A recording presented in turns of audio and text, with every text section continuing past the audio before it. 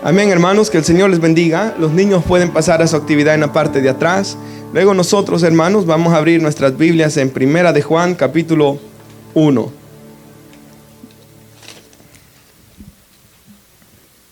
Primera de Juan, capítulo 1.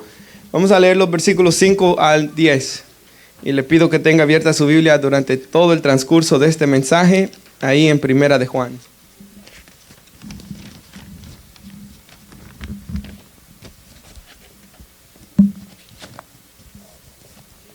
Primera de Juan, capítulo 1, versículos 5 al 10.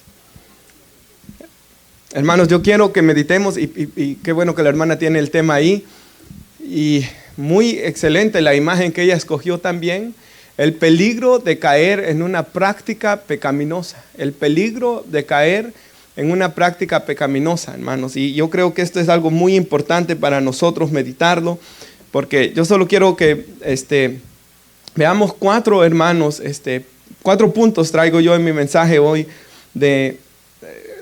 primero el peligro y luego, hermanos, las consecuencias también y luego qué debemos nosotros hacer. Así que yo, hermanos, no voy a explicar que todos los detalles de este pasaje bíblico de hoy, pero sí quiero sacar varios principios muy importantes, hermanos, sobre este pasaje bíblico. Lo tenemos.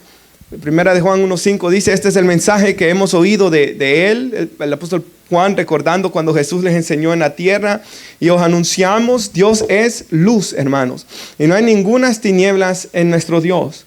Si decimos que tenemos comunión con Él y andamos en tinieblas, mentimos, y la verdad no está en nosotros, ¿verdad? Mentimos y no practicamos la verdad.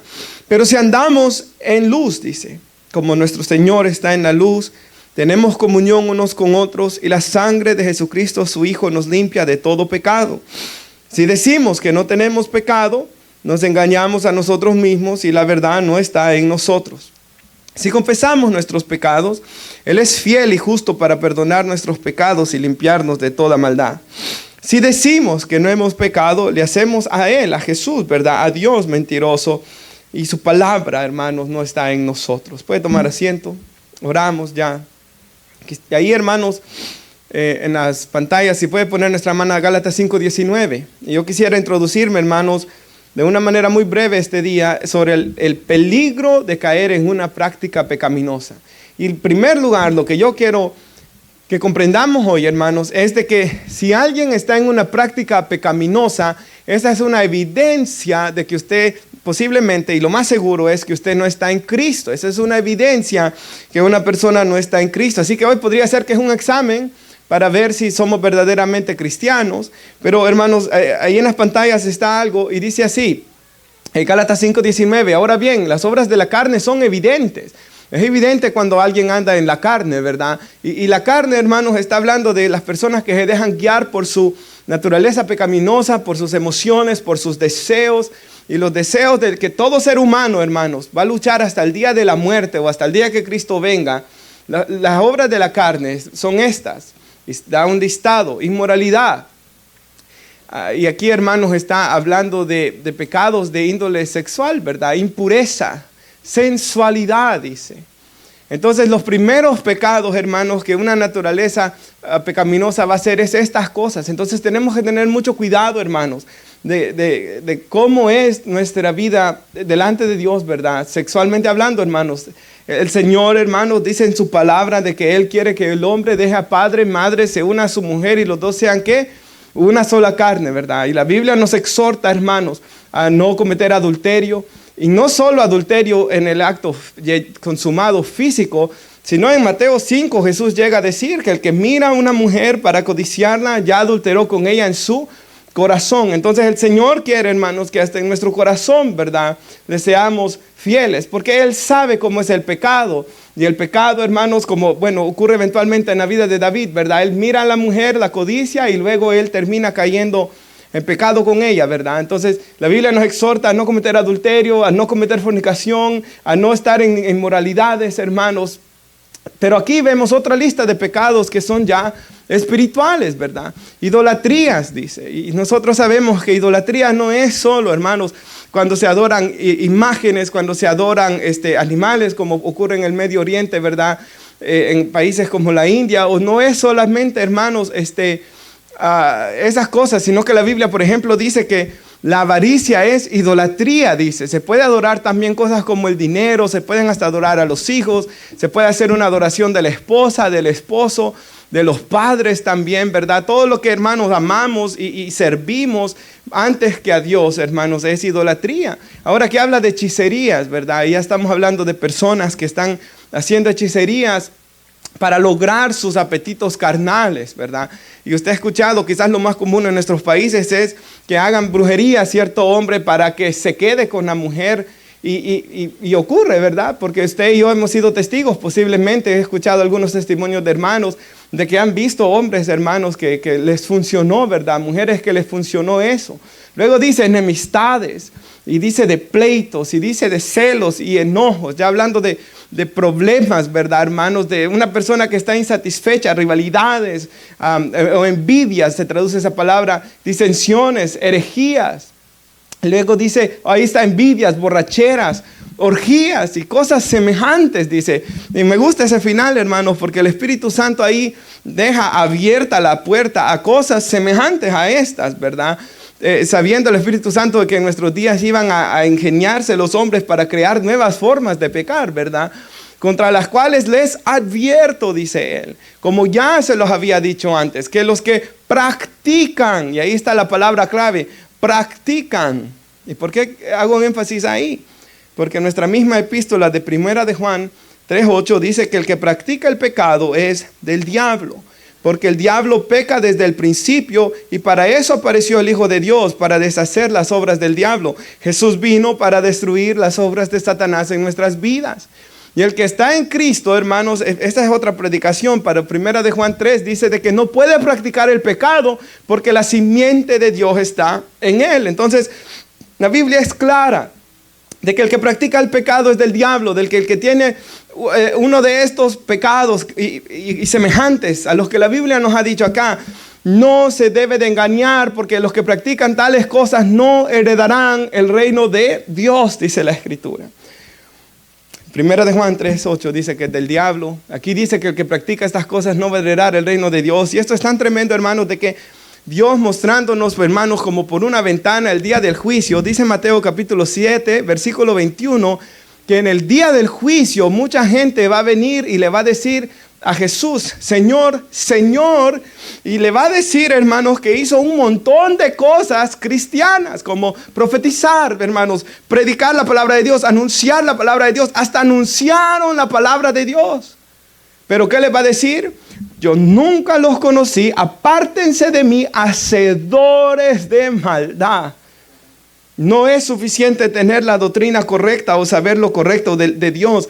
Es necesario, hermanos, poner en práctica lo correcto que la Biblia enseña.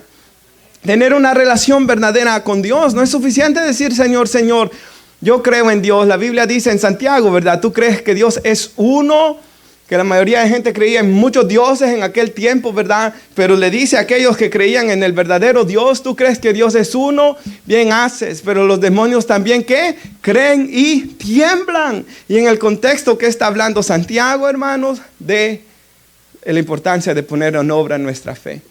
Y de que la fe va acompañada de obras que, hermanos, son el fruto de que verdaderamente estamos en Cristo.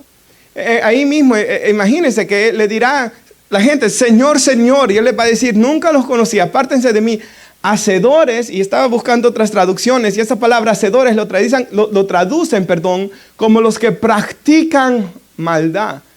Y la palabra maldad en las traducciones en inglés aparece como los que andan sin ley, o sea, los que pecan, hermanos, los que se entregan, los que andan en desenfreno, los que pecan sin tomar en cuenta las leyes que Dios dejó, hermanos, para ser obedecidas por los hombres.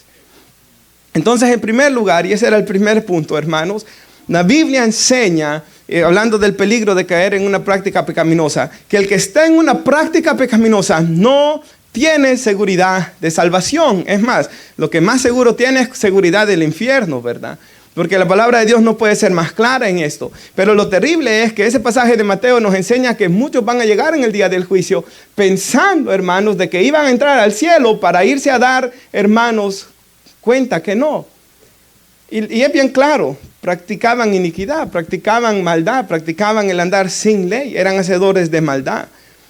Y esto nos muestra, hermanos, de que el hombre puede siempre estarse justificando en sus pecados, ¿verdad? Hermanos, es más, hay congregaciones, por ejemplo, de que hay hombres, ¿verdad? Y de que aprueban el matrimonio entre dos hombres. Y ahí hay gente que va a esa iglesia, pero la Biblia es tan clara, hermanos, que la homosexualidad es un pecado. Hay otras iglesias, por ejemplo, donde aprueban el adulterio, hermanos. Pero la palabra de Dios es tan clara que eso es pecado, ¿verdad, hermanos? No necesita ser tan inteligente uno para leer eso, hermanos, y llegar a la conclusión. La Biblia tan claro dice: no cometerás adulterio. Pero hay gente que se quiere estar engañando, ¿verdad? Hay gente que quiere, hermanos, estarse ahí justificando su pecado, razonando su pecado. Y esos serán, esperemos que no seamos ninguno de los que estamos aquí, ¿verdad? Los que en aquel día, hermanos, va a ocurrirles esto. Por eso la Biblia nos exhorta, no me recuerdo si es Primera o Segunda de Corintios, pero al final de uno de estos dos libros dice la Biblia: examinaos para ver si estáis en la fe. O sea, examínense para ver si están verdaderamente en la fe. Entonces, hermanos, en ninguno de nosotros debe haber una práctica pecaminosa, un pecado que constantemente estamos cayendo en él. Por ejemplo, a veces hay pecados que uno, nuevamente, esto de estar tratando de razonar o de calmar su conciencia, por ejemplo, aún la ira, ¿verdad? Aparecía dentro de esa lista, hermanos, que dice que el que practica tal cosa no heredará el reino de Dios. Entonces, a veces, hermanos, queremos ver ciertos pecados como peores a otros, pero y quizás tienen peor consecuencias unos que otros. Homicidios va a tener una consecuencia de ir a la cárcel. La ira posiblemente no, o quizás sí, pero eventualmente ambas van a llevar a la condenación si se practican. Entonces, hermanos, el segundo punto, quiero que ponga la hermana 2 de Corintios 7, por favor, 8 al 10. El segundo punto, hermanos, que yo quiero que veamos es, como en las palabras del hermano John Owen, ¿verdad? El pecado en el cristiano es una carga que lo aflige y no que lo deleita, ¿verdad? Entonces, el pecado en el cristiano, porque el cristiano puede pecar, hermanos, y eso lo vemos en la Biblia, ¿verdad? Vemos a Pedro pecar, hermanos, en Gálatas capítulo 2. Vemos a Pedro pecar también cuando Jesús le dice que el diablo lo va a zarandear, ¿verdad? En los evangelios, hermanos. Entonces vemos a Pedro lleno del Espíritu Santo en Gálatas 2, después que fue lleno, del Espíritu Santo, fallar. Entonces, hermanos, y los pasajes bíblicos nos dicen que el que dice que no tiene pecado es mentiroso, ¿verdad, hermanos? Y vamos a explicar eso en un segundo. Pero el cristiano va a fallar, hermanos. Vamos a fallar. Pero lo que estamos hablando hoy aquí es, hermanos, de que el verdadero cristiano no quiere pecar, y vamos a explicarlo por qué, sino que el verdadero cristiano quiere vivir para Dios. Y en el verdadero cristiano, la predicación de Manuel en el ayuno, hay una lucha entre el espíritu y la carne, ¿verdad? Mi carne pecaminosa quiere hacer el mal y el Espíritu Santo quiere que yo haga el bien. Entonces, con eso en mente, mire lo que Pablo dice aquí. Porque si bien les causé tristeza con mi carta, dice. Y usted sabe que Pablo los reprendió en esa carta, ¿verdad? Los reprendió porque algunos de la iglesia habían llegado a ir a la prostitución en el capítulo 6. Otros estaban peleándose en tribunales, ¿verdad? Otro hombre estaba con su madrastra en la iglesia. Otro hermano estaba pecando, emborrachándose a la hora de tomar la Santa Cena.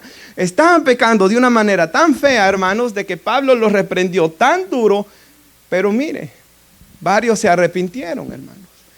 Entonces les causé tristeza con mi carta y no me pesa, dice él. ¿Por qué? Porque cuando me pesó, aún dice, cuando me pesó, cuando él escribió, ¿verdad? Yo creo, hermanos, de que no hay un predicador de verdad de Dios que le guste reprender a la gente, hermanos. No creo que haya alguien que le guste ser duro en una predicación solo por serlo, ¿verdad, hermanos? Estoy hablando de que sea de Dios, ¿verdad, hermanos?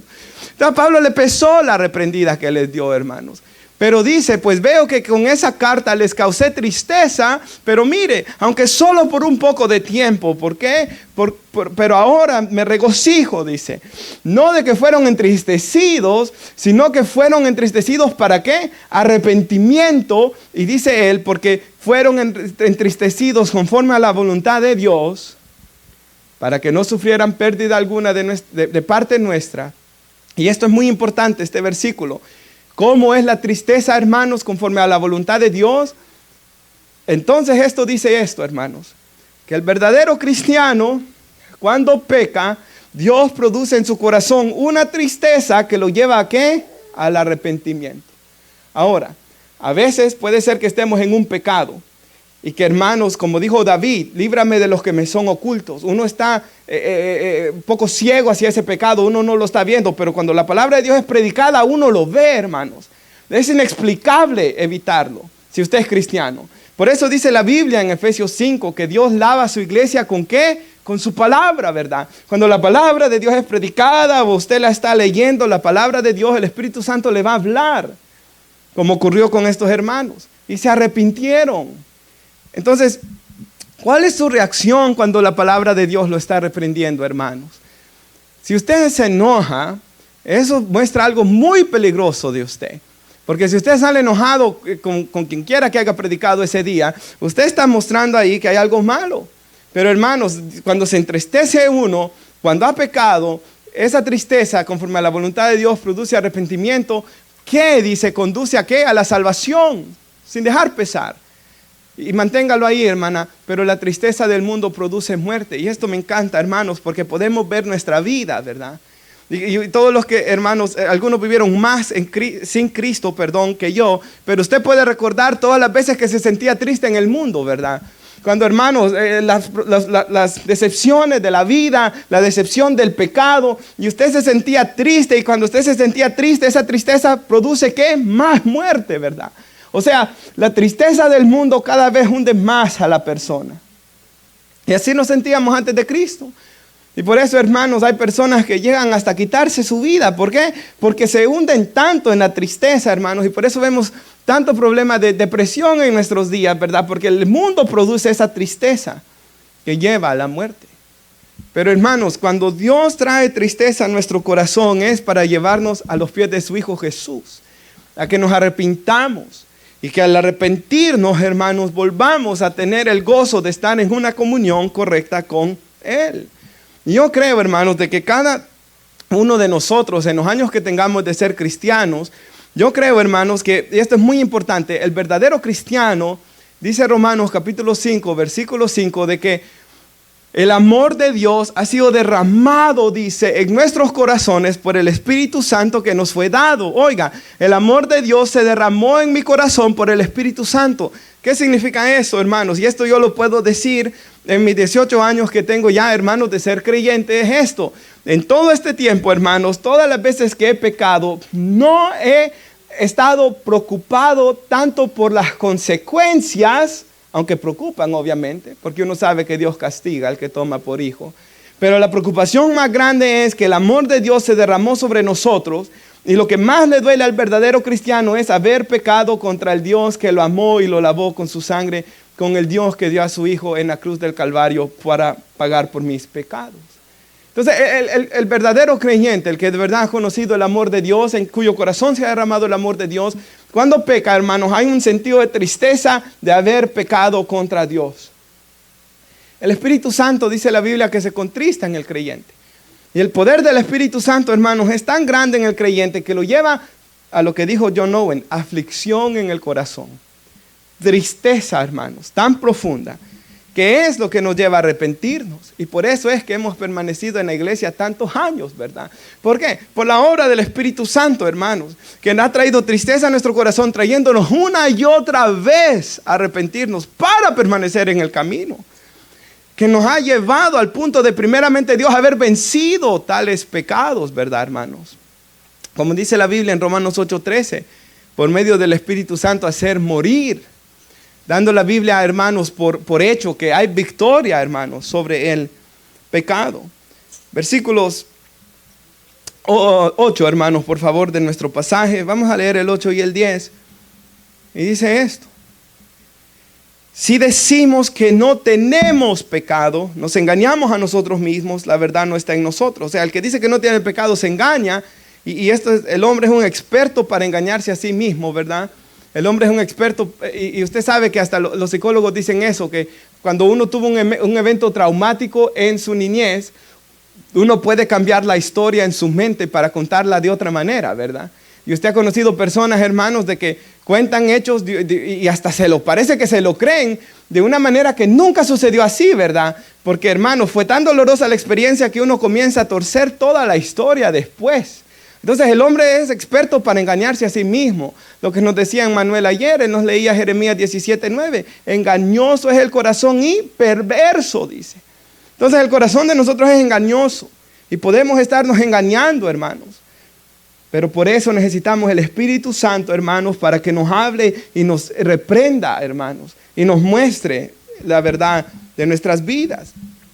Aquí había gente que decían que no tenían pecado y me encanta el idioma griego, hermanos.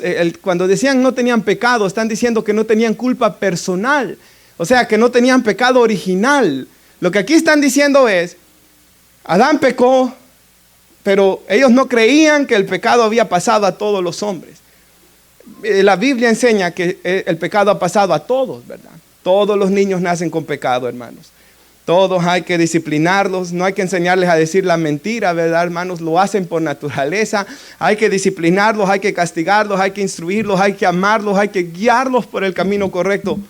Necesitan a los padres.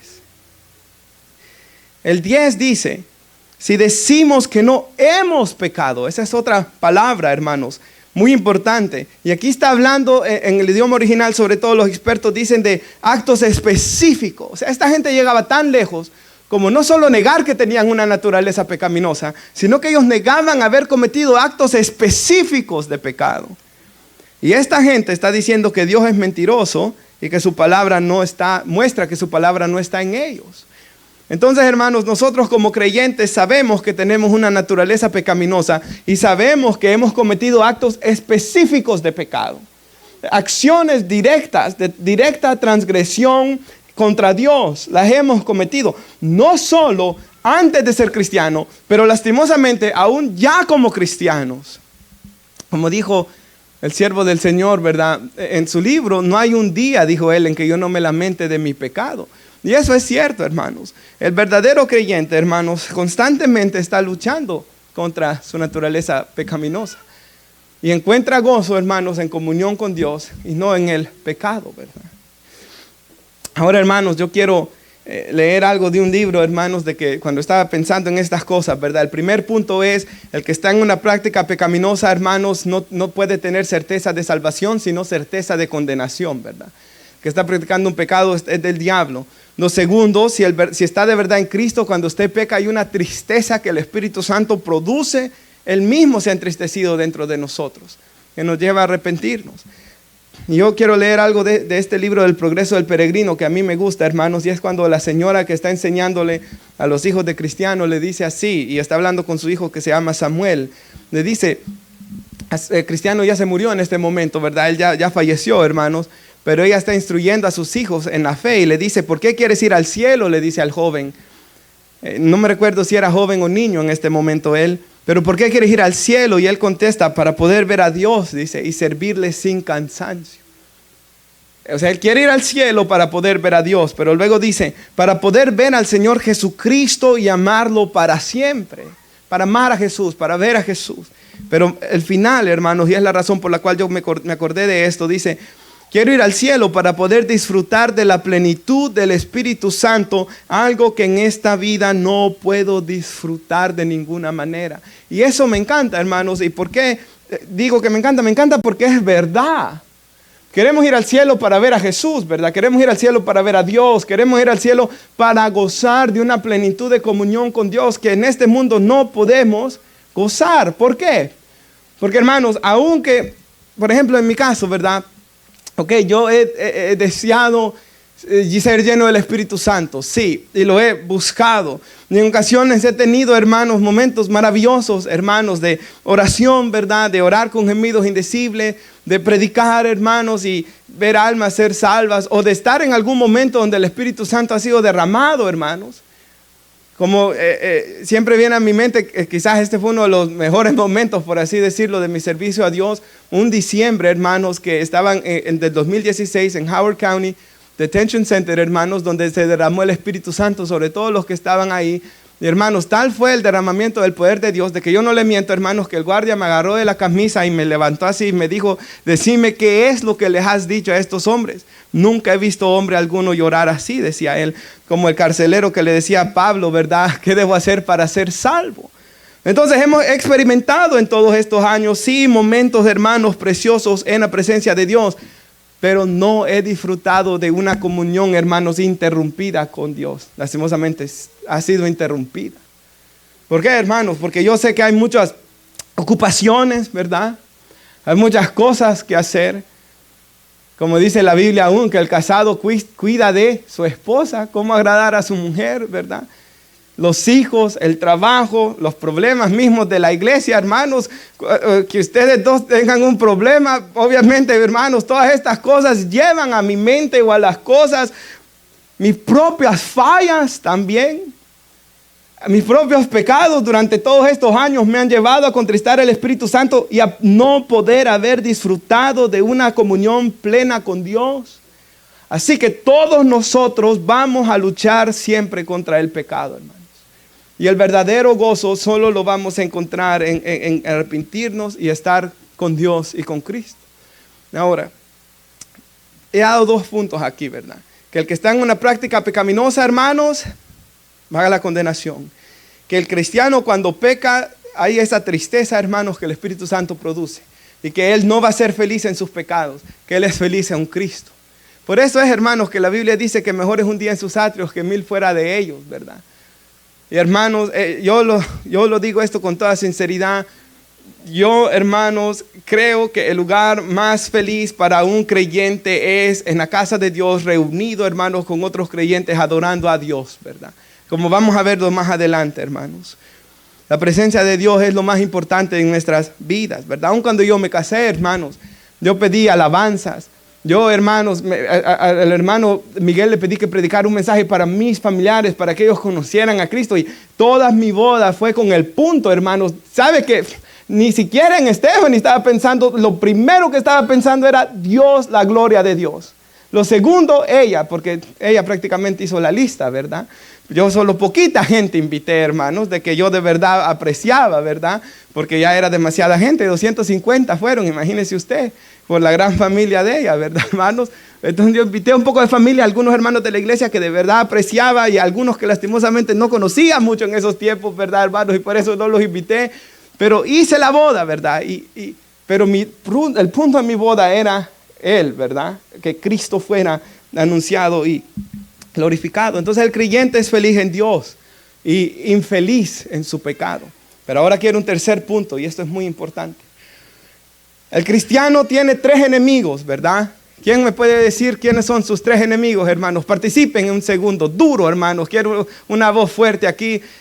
Dígame un enemigo del cristiano. La carne, amén. Es el más importante, por cierto. ¿De ahí quién?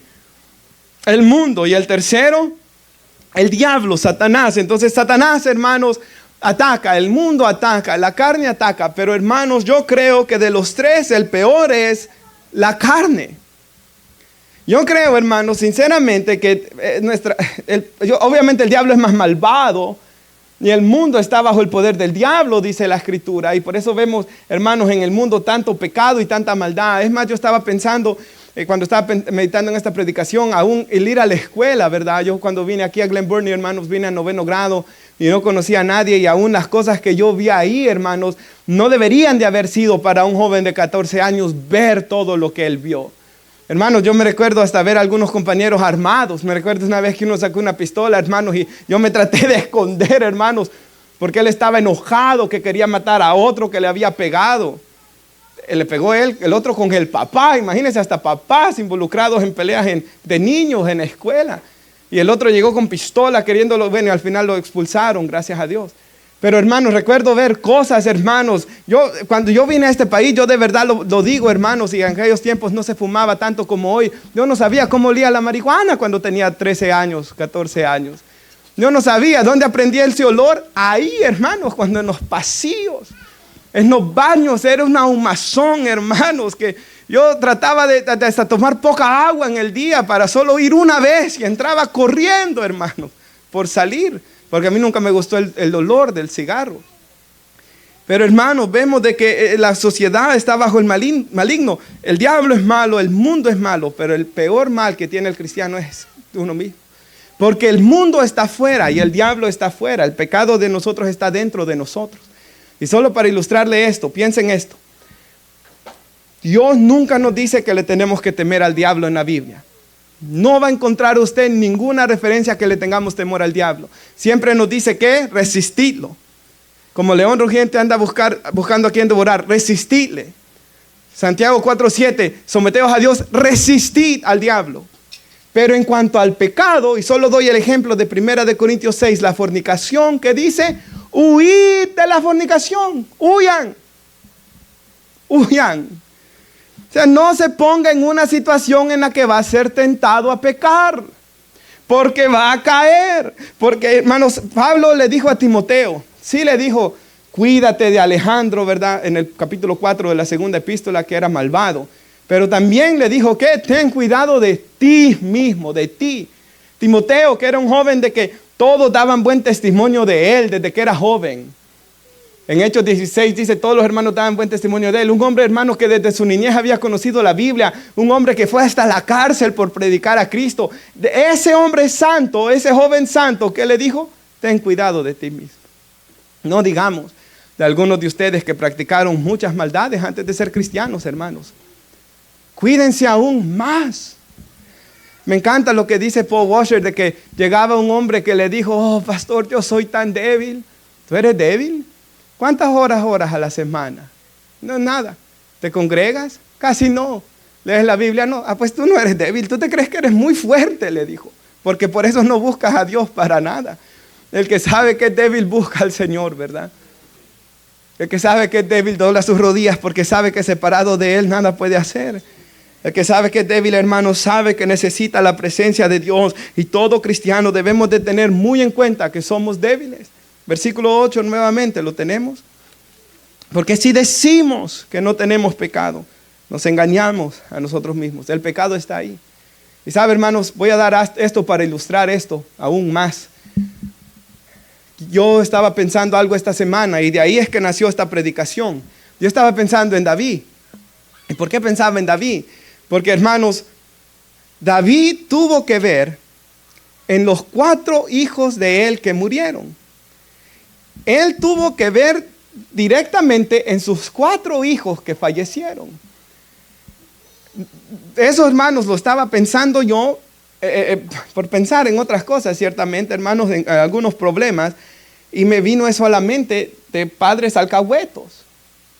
Hermanos, David, el problema más grande en la vida de David no fue el diablo. Y el problema más grande en la vida de David no fue Saúl. Saúl al final hasta bien le hizo, ¿verdad, hermanos? Porque mientras Saúl lo perseguía, hermanos, eso lo llevó a orar y a buscar más a Dios, a David. Pero el problema en la vida de David no fue el diablo ni Saúl, el problema fue él mismo. Yo quisiera dar algunos ejemplos. Por ejemplo, el primer hijo que murió de David fue el niño, ¿verdad? El bebé. Hermanos, David, y usemos el pecado aquí, ¿verdad? Vio a Betsabé, la codicia, manda a preguntar quién es. Le dicen que es mujer de uno de los 120 que eran de los valientes de su ejército, los más conocidos. David sabía exactamente quién era, la manda a llamar, peca con ella, sale embarazada, lo trata de encubrir, no puede, manda a matar al hombre, hermanos, los mata, toma a esta mujer. Y vemos, hermanos, que la codicia lo llevó al adulterio, el adulterio al homicidio, el homicidio a la hipocresía, y él trató de esconder de todo el mundo por 1 año, hermanos, todo lo que había pasado. Ok. Dios lo reprende y como consecuencia de su pecado, Dios le dice, el niño lo voy a llevar. Hermanos, él comienza a pedirle a Dios de que el niño no muera y el niño al final muere. Y David dice, ¿verdad? Yo ya no puedo traer el niño acá, pero yo un día puedo ir a él. Y David se consuela con la idea de que su hijo está con Dios, ¿verdad? Muere el primero. Directamente fue él el culpable de eso, David. Toda completa la culpa de él. El segundo hijo de David que muere, ¿quién es, hermanos? Amnón, ¿verdad? Y Amnón, ¿qué ocurre? David tiene hijo con una mujer que se llama Amnón y con otra mujer tiene 2 hijos, Tamar y Absalón. Amnón y Tamar son medio hermanos. Amnón quiere, hermanos, se enamora de su media hermana y la quiere tomar por mujer y abusa de ella.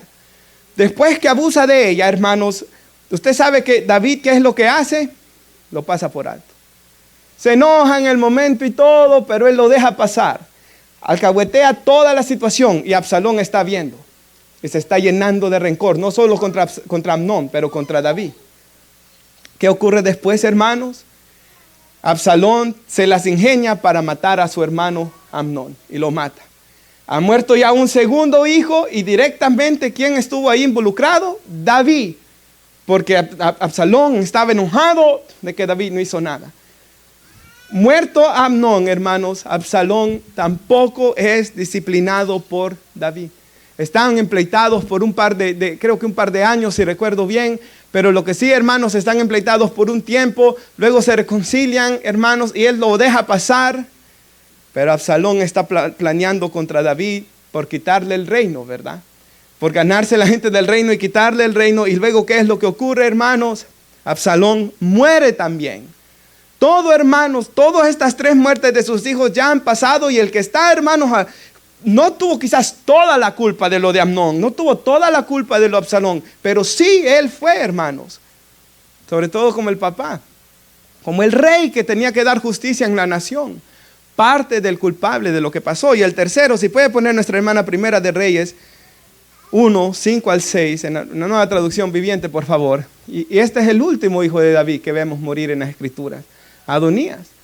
¿Y qué dice, hermanos? Por ese tiempo Adonías, hijo de David, cuya madre era Agüit, comenzó a jactarse diciendo, ahora, David ya había dicho que el que iba a ser rey después de él era Salomón. Pero David mira a su otro hijo Adonías que quiere ser rey también y él dice, voy a proclamarme rey. Así que consiguió carros de guerra, dice, con sus conductores y reclutó a 50 hombres para que corrieran delante de él. Y dice, hermanos, que su padre, ahora bien, su padre el rey David, jamás, ¿qué hizo, hermanos? Lo había disciplinado. Ni siquiera le preguntaba, ¿por qué haces esto o aquello? Este Adonías había nacido después de Absalón. Ahora, ¿qué es el final de esta historia? Porque David vio que el otro hijo estaba haciendo esto. Y el hermano solo lo dejó pasar. Cuando muere David, los 2 hijos quedan empleitados por el reino y Salomón lo mata, ¿verdad, hermanos? Y ya murió un 4.º hijo y eso es lo que yo estaba pensando. ¿Por qué? Porque David nunca tomó el pecado en serio, hermanos. Él nunca tomó el pecado en serio. Y la gente que agarra el pecado a la broma, porque lo mismo pasó con Elí, ¿verdad? Elí, hermanos, miraba lo que los hijos hacían y él lo dejó. Hasta que Dios trajo juicio y hasta él se terminó yendo, ¿verdad, hermanos? Hermanos, el pecado nunca es broma. El pecado es una ofensa contra nuestro Dios. El perseverar en una práctica pecaminosa, dice Hebreos capítulo 10, 26 en el 31, que el que persevera en pecar, que el que peca deliberadamente, dice que ¿qué está haciendo? Tomando por inmunda la sangre del pacto y pisoteando al Hijo de Dios. Eso es lo que hace un cristiano. No un cristiano, porque un verdadero cristiano no lo debe de hacer, pero eso es lo que hace una persona que conociendo el evangelio va y peca, hermanos. Tenemos que tener mucho cuidado y ver el pecado, hermanos, como verdaderamente lo es. Algo que destruye completamente. Debemos ver las consecuencias del pecado y ver el pecado dentro de nosotros como nuestro mayor enemigo, hermanos. El diablo está afuera y el mundo está afuera. El diablo y el mundo nos pueden tentar, pero los que decidimos pecar somos nosotros. Por tanto, tenemos que tener mucho cuidado, hermanos, porque aún regresando a mis días en la escuela, hermanos, yo me recuerdo muchos jóvenes, hermanos, de que por ser parte del grupo de los hispanos, ¿verdad? Por querer encajar en el grupo, hermanos, comenzaron a fumar y a hacer cosas. Hermanos, después con el tiempo, hermanos, varios compañeros he visto por Facebook, porque ahí somos amigos, hermanos, desde aquellos viejos tiempos, que muertos. He ido al funeral de alguno de ellos, hermanos, muerto. Por sobredosis, hermanos, y todo lo que estamos viendo en nuestros días. Tenemos que ver el pecado como algo horrible. ¿Por qué? Porque el pecado, hermanos, nunca da lo que ofrece. Por eso la Biblia lo llama el engaño del pecado. O sea, la satisfacción que el pecado promete nunca la va a dar. Sino que tiene un veneno, hermanos, amargo que lleva a la muerte, hermanos. Y a la destrucción en el infierno. Así que en primer lugar, el que practica el pecado es del diablo, ¿verdad? Nadie puede engañarse que practicando el pecado va a la gloria, a estar delante de Dios, no. En segundo lugar, el cristiano puede pecar y falla, pero hermanos, debe haber una tristeza que lo lleva al arrepentimiento y no debe haber práctica pecaminosa en él, sino que él quiere matar el pecado porque quiere ser santo para Dios. Porque el verdadero cristiano es, hasta el nombre lo dice, cristiano, discípulo, creyente, quiere ser como Jesús, ¿verdad? En tercer lugar, hemos visto que el pecado tiene terribles consecuencias y es nuestro mayor enemigo. Último lugar, ¿qué debe hacer un cristiano, hermanos, cuando falla? Hoy hablamos de un verdadero cristiano. ¿Qué debo hacer cuando yo caigo en pecado? Porque tenemos una naturaleza pecaminosa la cual nuestra naturaleza tiene ciertas tendencias. Y una de esas tendencias la vemos desde el principio. Cuando Adán pecó, ¿qué hizo Adán? Se escondió. Alejarse de Dios. En mi propia vida lo puedo ver. Cuando yo no era cristiano, ¿qué hacía? Alejarme de Dios. No quiero ir a la iglesia. ¿Por qué? Porque estar delante de la presencia de Dios y de la predicación de la palabra de Dios expone mi pecado y yo no quiero arrepentirme porque estoy atado por el pecado. Así duré muchos años en la iglesia hasta que Cristo me salvó. Entonces, hay una tendencia de cuando fallamos, el pecado nos llena de vergüenza y esa vergüenza, hermanos, no queremos estar en comunión con un Dios santo. Y por eso cuando alguien comienza a pecar y comienza a crear una práctica pecaminosa, comienza a olvidarse de la Biblia o quiere evitar la Biblia, quiere evitar la predicación bíblica, quiere evitar, hermanos, estar en la comunión con otros cristianos, comienza a huir de la oración, comienza a huir de la presencia de Dios. Y mire lo que dice ahí, hermanos, en el versículo 9. ¿Qué debe hacer un cristiano cuando peca? Porque nuestra carne es malvada y nos va a querer alejar de Dios. Entonces nuestra carne nos quiere alejar de Dios, pero el Espíritu Santo nos está llamando a arrepentirnos, ¿verdad? El Espíritu Santo está orando con esa tristeza para traernos a Dios. Quizás a usted le ha pasado alguna vez que dice, ya no voy a ir a la iglesia, ya no voy a ser cristiano. Y hermanos, trata de durar un tiempo, pero uno regresa. Recuerdo un joven de la iglesia que me dijo, me voy y no voy a volver más, me dijo. Iba de vacaciones a Miami. Allá en la noche los días me estaba texteando, ora por mí, me arrepentí, me reconcilié. Aquí en la playa, aquí en la piscina, comencé a llorar, ya no puedo vivir sin Dios, dice él, el vacío, la tristeza. Todos nosotros podemos tener testimonios así, ¿verdad, hermanos? Porque la gracia de Dios siempre nos trae. Y John Owen dice, hermanos, y traigo una frase del escrito, Cristo nos ha enseñado a orar por el perdón de los pecados. Cristo nos enseñó a orar, hermanos, y pedir perdón. Es parte de lo que Él dijo que debemos orar constantemente. ¿Y por qué nos da esa enseñanza? Porque nos da una seguridad incuestionable que se puede alcanzar. El perdón de los pecados no es algo inalcanzable, sino algo que se puede alcanzar. Porque Cristo nos dice que lo pidamos. Ya eso, hermanos, nos da seguridad. Pero dice el versículo 9, ¿lo tiene? Si confesamos nuestros pecados, Él es fiel. O sea, si yo confieso mi pecado, Él siempre va a ser fiel en perdonar porque Él lo prometió, hermanos. Y Él es justo, ¿por qué? Porque Jesús ya pagó por mí. Él es justo para perdonarme de mis pecados, nuestros pecados y limpiarnos de toda maldad. Lo primero que yo debo hacer al pecar es, debo confesar mi pecado. La palabra confesar en el idioma griego, si usted tiene algún diccionario o tiene una Biblia de estudio, dice hablar lo mismo significa. O sea, estar de acuerdo con Dios. ¿Por qué digo esto, hermanos? Porque si yo estoy aquí diciendo que la ira no es pecado, yo no me voy a arrepentir. Pero si yo veo que la ira es pecado a la luz de la Biblia y el Espíritu Santo me trajo convicción de pecado, yo sí me voy a arrepentir. Porque estoy viendo las cosas como Dios las ve. Así que, hermanos, lo primero que tenemos que hacer es que confesar nuestros pecados. Lo segundo, versículo 7, ¿lo tiene? Pero si andamos en luz, si estamos en Cristo, si estamos en la luz como Él está en la luz, tenemos que comunión unos con otros y la sangre de Jesucristo, su Hijo, nos limpia de todo pecado. Vemos dos cosas ahí. Que el cristiano, hermanos, cuando peca, lo que tiene que hacer es confesar su pecado a Dios, reconocer lo que ha hecho. Y lo segundo es, tiene que estar en la luz. ¿Y cómo cuando estamos en la luz, con quiénes estamos? Con la iglesia. Por eso dice que tenemos comunión unos con otros. Hechos 2:42 dice que los cristianos, hermanos, eran conocidos por esto. Querían aprender de la palabra de Dios, perseveraban en la enseñanza de los apóstoles, perseveraban en la oración, perseveraban en partir el pan, como vamos a hacer hoy nosotros, y perseveraban en la comunión. Hermanos, las ovejas quieren estar juntas, ¿verdad? Hermanos, como dijo el hermano, Dios no llama a lobos solitarios, sino a un rebaño de ovejas, ¿verdad, hermanos? Espero que no hagan lobos solitarios aquí hoy, hermanos. Por eso en el libro de Hebreos, capítulo 10, cuando estaban aquellos hebreos que estaban siendo tentados a regresar, Pablo les dice que cuando, el Espíritu Santo, les dice que cuando se congreguen, se estimulen al amor y a las buenas obras. No dejando de congregarse como algunos tienen por costumbre, sino exhortándonos, entre tanto más que aquel día se acerca. O sea, la Biblia, hermanos, nos dice de que cuando pecamos o cuando fallamos, si estamos en la luz, vamos a querer estar con los hermanos. Porque lo que el diablo quiere es lo opuesto. Y usted sabe que ahí es cuando, y lo hemos visto 1000 veces, ¿verdad? Comienza a alejarse hasta que se aleja completamente la persona. Y ya no quiere contestar mensajes, ya no quiere que nadie le hable, hermanos. ¿Por qué? Porque en su pecado el diablo lo ha ido hundiendo y ha ido llenando su corazón de vergüenza también. Y la iglesia debe orar porque muchas veces regresan, ¿verdad, hermanos?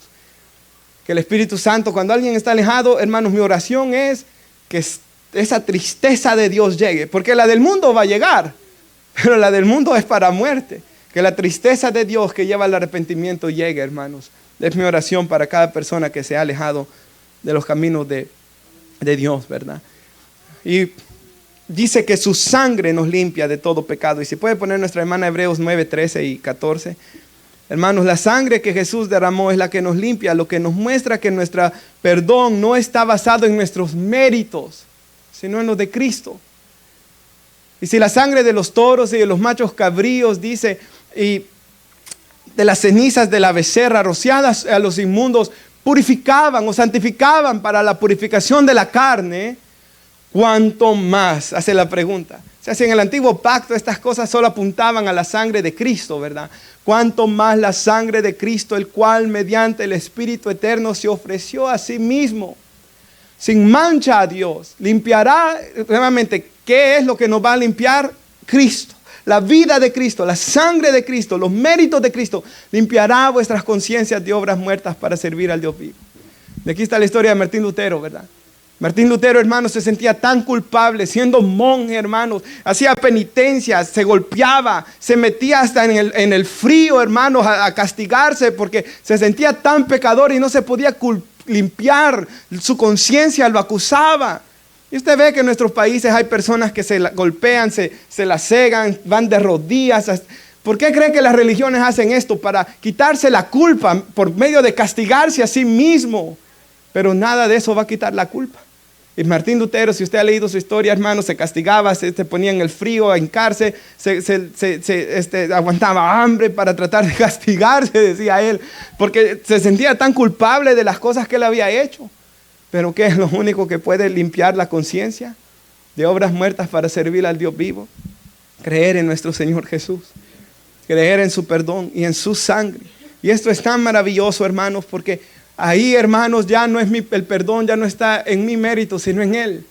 Y no importa, hermanos, Pablo era el que menos merecía el perdón de Dios, hermanos, pero lo recibe, ¿verdad? Y concluyo, hermanos, con capítulo 2, versículo 1. Si puede poner nuestra hermana en las pantallas, Hebreos 4, 14. Y por eso es que yo ponía el himno, le dije a Daniel que cantara ante el trono celestial, ¿verdad? Porque ¿qué dice ese himno, hermanos? Cuando he caído en tentación, dice, y al yo sentir condenación.